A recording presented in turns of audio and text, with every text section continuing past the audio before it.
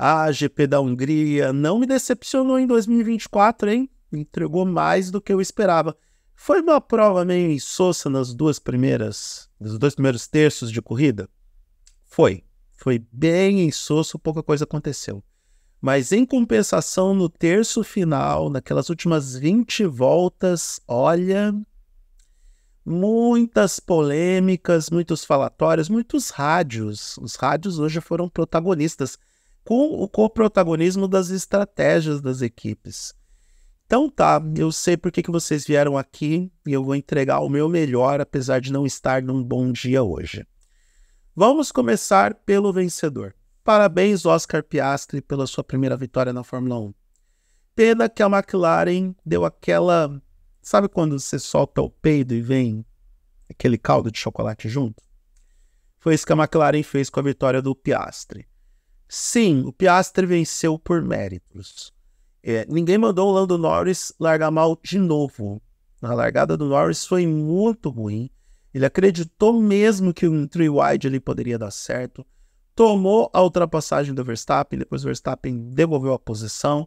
E por conta de devolver a posição, ele não teve ações futuras naquela manobra.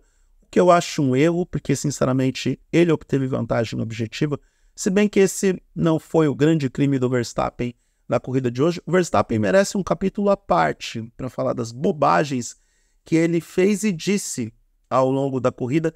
E eu acho que as maiores bobagens do Verstappen estão naquilo que ele disse e não no que ele fez, mas eu chego nele daqui a pouco. Mas tudo o que aconteceu no final da prova lá em Hungria não fez com que a vitória do Piastri fosse algo que a gente se lembrasse positivamente. E nem a culpa do cara, coitado. Ele foi refém de uma estratégia ruim da McLaren e foi refém das decisões da McLaren para proteger o Lando Norris. O Norris entendia que merecia vencer a corrida porque é o primeiro piloto, está na luta pelo campeonato, mostrou que tinha uma performance que, se ele quisesse, ele realmente poderia abrir distância em relação ao Piastri, principalmente no final da corrida, tanto que ele duplicou a distância de 3 segundos que ele tinha, chegou a abrir quase ou mais de 6 segundos enquanto estava na frente, faltando poucas voltas para o final, ele devolve a posição. Mas aqui a gente entra de novo naquele ambiente de certas discussões éticas na Fórmula 1, discussões que particularmente eu desisti de seguir avançando com elas. Eu, com o passar do tempo, fui me tornando mais cético e menos emocional.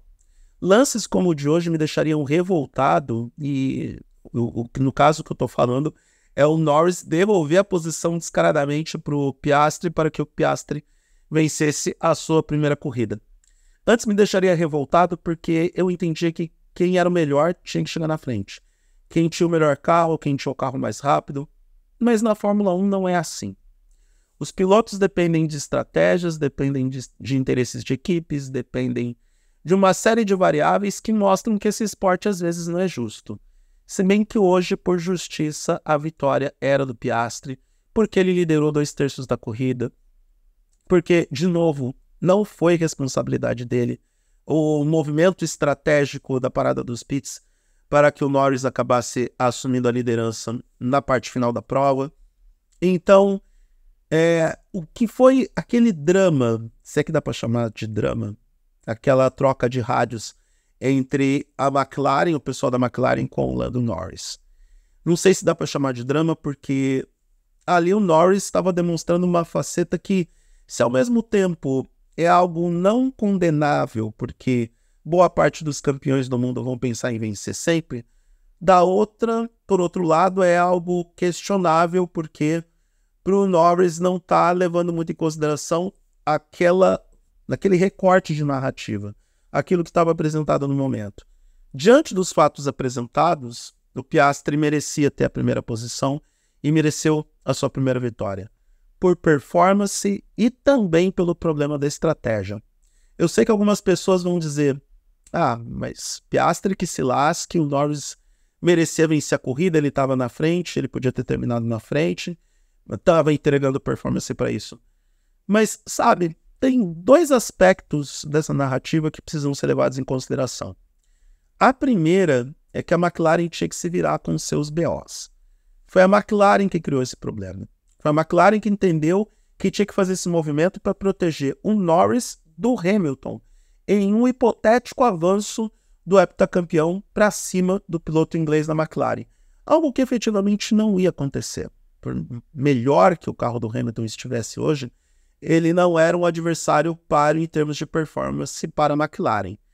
Então, é a McLaren que tinha que responder por isso. E o segundo aspecto, a McLaren tem um trauma desse lance de não troca de posição que é gigantesco. GP de San Marino de 1989. Ayrton Senna ultrapassou a primeira curva na segunda largada. O Alain Prost, eles tinham um acordo de cavalheiros que determinava que um não ia ultrapassar o outro na primeira volta ou logo na largada por uma questão de segurança. O Senna só cumpriu isso na primeira largada, aquela corrida teve 2 largadas. Senna ultrapassou o Prost na tosa. E aí nós temos ali criado um maior conflito, maior rivalidade da história da Fórmula 1, talvez a animosidade mais efervescente entre 2 pilotos. Esse foi um erro que o Ron Dennis cometeu e que a McLaren meio que carrega como trauma dentro do seu histórico. Então, acho que isso também pesou para que a equipe do Zac Brown e do André Stella insistisse tanto para que o Lando Norris devolvesse a posição para o Piastri. E por justiça, era o Piastri que tinha que sair vencedor da corrida de hoje lá na Hungria. Bom, vamos falar de Hamilton e Verstappen. 2021, você está de volta? Voltamos a ter esta rivalidade que tantas alegrias fizeram, tanta polêmica rende até hoje. E olha só como são as coisas. Pelo visto, o Verstappen, ele não é o mesmo piloto quando não tem o melhor carro. E ele realmente acredita que todo mundo tem que abrir caminho para ele, mesmo quando ele tenta abrir o caminho à força e não consegue fazer ultrapassagem dos seus adversários. Parece que é Lewis Hamilton o único piloto a entrar na cabeça do Max Verstappen e poucas vezes a gente viu o Verstappen nos últimos anos cometendo tantos erros numa mesma corrida. E o que é pior, tem um traço da personalidade do Verstappen que eu não consigo engolir, que é essa capacidade dele tentar colocar a culpa em qualquer pessoa, ou no caso, grupo de pessoas, porque a Hannah Schmidt, que é a estrategista dele, que essa menina é uma gênia. O Verstappen deve metade dos títulos dele para a Hannah Schmidt. Ele teve a coragem de dizer que o problema dele hoje foi a estratégia muito ruim que ele recebeu, porque ele sofria undercut sempre e era ele quem tinha que compensar isso. Quando não é verdade. Parte dos problemas que o Verstappen teve hoje durante a corrida da Hungria foram provocados pelo próprio Verstappen. Os erros que ele cometeu, ele não conseguiu ultrapassar o Lewis Hamilton e quando conseguiu, ele cometeu o erro pelo mesmo motivo pelo qual ele foi catapultado da pista, que foi basicamente retardar a freada para poder conseguir uma vantagem por sair mais lançado na curva. Ele tentou isso por 2 vezes e nas 2 vezes ele acabou saindo da pista de alguma forma e perdendo a ultrapassagem em função disso, até porque o Hamilton também jogou pesado com ele, decidiu que não ia mais fazer o jogo leve e gentil. Isso ele, lá em 2021, ele tinha confirmado que faria isso. E o resultado disso é que, mais uma vez, o Max Verstappen é catapultado da pista como se estivesse jogando Rocket League. Tem gente que vai dizer que foi mais uma tentativa de... Eu nem sei se eu posso dizer isso para esse vídeo não perder a visibilidade, mas que foi mais uma tentativa do Hamilton em eliminar Max Verstappen da forma mais incisiva possível. E eu tô sendo brando para falar sobre o assunto. Tem gente que vai dizer que é isso.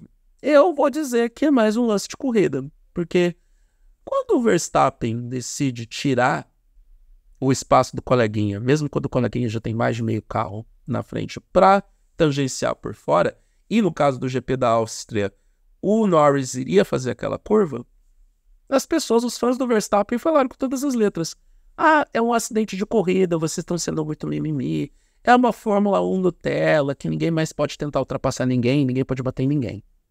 Então, decirme como se sentem, fãs de Max Verstappen. Onde está o seu Deus agora? Ah, eu sei onde está. Fora da pista e com a 5ª posição. E pior é que quando questionam ele sobre a comunicação dele com a equipe, onde, de novo, ele tentou culpar engenheiro e estrategista pela corrida ruim que ele estava tendo na Hungria, que ele manda os críticos irem para um lugar que aqui é impublicável, mostrando toda a verborragia, educação de um piloto que, por melhor que seja, ainda não aprendeu a conviver com o fracasso. Eu sei que ninguém gosta de perder, mas ele precisa aprender a perder. Ele precisa aprender que alguns pilotos vão jogar pesado com ele, da mesma forma como ele joga pesado com todo mundo. E o mais importante de tudo isso, Max Verstappen precisa aprender a assumir os próprios erros. Ele precisa parar de ser aquele tipo de pessoa insuportável que coloca a culpa por aquilo dar errado com ele, por conta de eventos que ele mesmo criou, em terceiros. É o típico ato do covarde. Max Verstappen não desaprendeu a correr de Fórmula 1, mas, tal e como todo piloto de ponta, ou a grande maioria desses pilotos consagrados e campeões do mundo, ele não está entregando a sua melhor performance porque também não tem o melhor carro nesse momento. É mais do que evidente que o melhor carro da categoria neste momento é o carro da McLaren. Verstappen não tem o melhor carro com essa Red Bull atual e, pelo visto, nem todas as atualizações que foram entregues, já sem a intervenção do Adrian Newey, que fique claro, não surtiram o efeito para o ritmo de corrida de Max Verstappen no GP da Hungria. Preocupa um pouco, para a Red Bull preocupa, porque a McLaren está obtendo uma excelente performance em tudo quanto é tipo de pista. E nessa prova da Hungria foi dominante, apesar de todas as polêmicas de rádio, todos os problemas das DRs que Norris teve com os seus chefes de equipe em função de entrega de posição. Mas vamos observar aí como vai ser o comportamento do Verstappen na Bélgica e como vai ser o comportamento dele daqui para frente, porque ele claramente está sentindo pressão. Ele claramente está dando mostras de que o reinado da Red Bull pode ter chegado ao fim. Ele claramente está se incomodando com o desempenho desse carro. E agora não tem mais como esconder e dizer que é um comportamento pontual de essa ou aquela corrida. Dá para dizer que desde Mônaco, essa Red Bull apresenta problemas para encontrar o equilíbrio perfeito, para encontrar o desempenho ideal para desenvolver as suas provas, e que Max Verstappen não é aquele Super Saiyajin nível 4 que muita gente pregou, já que com o melhor carro ele ganha 19 corridas, sem o melhor carro ele dá chilique, fica jogando o carro para cima dos outros, não consegue vencer, tenta frear lá para lá de Deus me livre e não consegue tangenciar a curva. Será que é hora da gente começar a se questionar se Max Verstappen é realmente tudo isso que as pessoas pregavam? Ou se ele, tal e como vários outros pilotos, só consegue vencer com o melhor carro? Acho que seria pesado demais da minha parte se eu levantasse esses questionamentos, mas eu tenho certeza que está na hora de começar a perguntar isso para os fãs do Verstappen. Nem acho que é culpa dele. É uma fase ruim que a Red Bull está passando. E sobre a Ferrari? Sobre a Ferrari, eu não sei o que aconteceu com a Ferrari. Eu não consigo mais entender a Ferrari. É um caso complicado de se entender. Quando eu vejo Charles Leclerc com pneu médio atrás do Hamilton com pneu duro, pensei, bom, Leclerc vai atacar Hamilton, vai ultrapassar. Quando isso não acontece, eu começo a me questionar. Já está acontecendo aqui? A Ferrari realmente perdeu a mão do próprio carro e o último lampejo de bom desempenho dessa Ferrari foi justamente em Mônaco. E aí eu começo a pensar que foi uma situação circunstancial, que ali todos os fatores se alinharam para que Charles Leclerc finalmente vencesse em casa.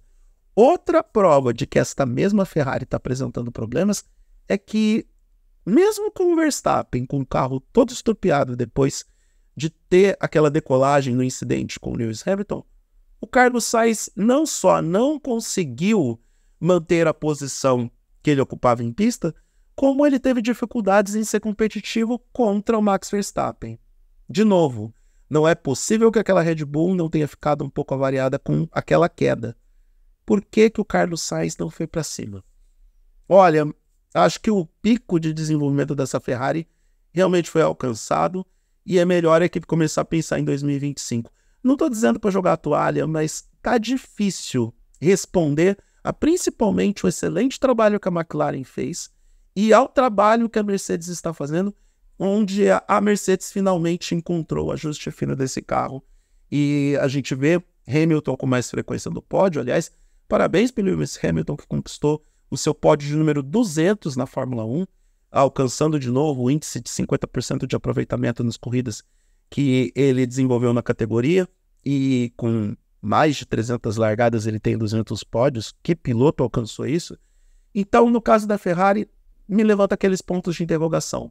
Até onde vai o desenvolvimento desse carro? Chegou no platô? Não vai avançar mais do que isso?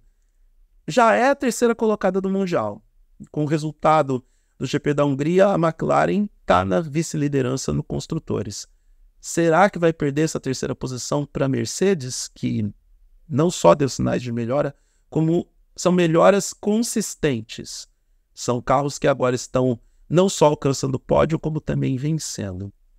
Ficam essas dúvidas em relação à equipe italiana.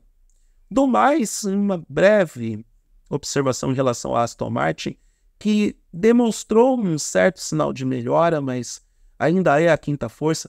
O clima está tão ruim na Aston Martin que o Fernando Alonso está naquele modo eu não me importo mais. Ele está falando qualquer groselha para o seu engenheiro, ele não pede mais dados, não compartilha informações com o Lance Stroll, ele está no modo dane-se. O Alonso está esperando por 2025, e isso porque eu tenho dúvidas se ele realmente vai ficar nessa Aston Martin para um futuro a médio e longo prazos. Tá? Ele pode estar realmente incomodado e irritado com tudo que está acontecendo. E é isso. O GP da Hungria, um tanto quanto monótono nos 2 primeiros terços, muito movimentado no seu trecho final, polêmico, com muitas discussões. E, de novo, no caso do Norris com Piastri, eu acho que a McLaren ferrou com a corrida dos dois. Eu entendo a enorme frustração do Lando Norris, porque, afinal de contas, ele estava na frente e ele foi obrigado a entregar a posição. Porém, o Norris poderia ter apresentado mais na corrida, poderia ter largado melhor, poderia ter investido mais para cima do Piastri, mas seguiu a estratégia da equipe em poupar pneus. Isso também deve ser levado em consideração. E fica esse gosto agridoce em relação à vitória do Piastri. Não pelo Piastri, de novo, ele foi vítima das circunstâncias, tanto quanto o Lando Norris foi.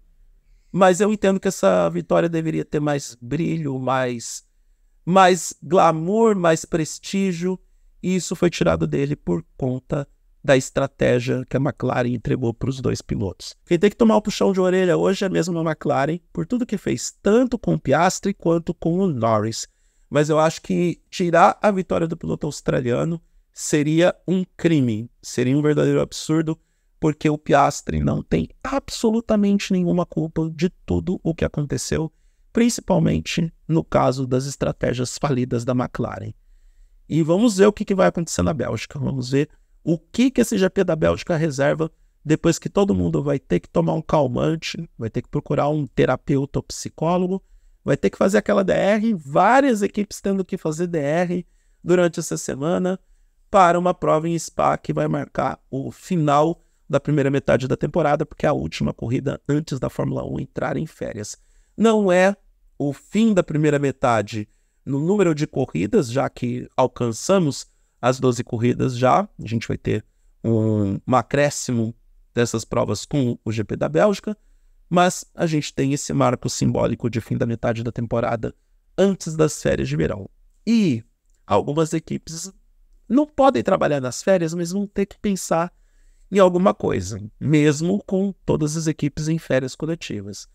Se bem que eu acho que esse cenário que a gente tem agora não vai mudar com tanta facilidade, porque até mesmo em termos de desenvolvimento, esses carros vão ter que chegar no ponto de congelamento para que as equipes possam começar a trabalhar nos carros de 2025.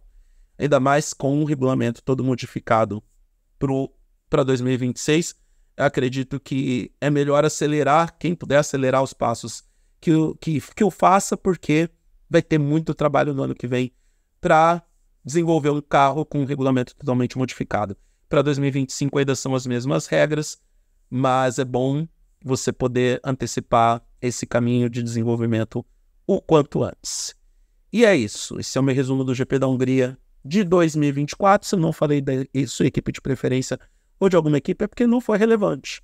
De verdade. O que mais interessou na corrida foi dito nesse vídeo. E é isso. Um grande abraço para todo mundo e até a próxima.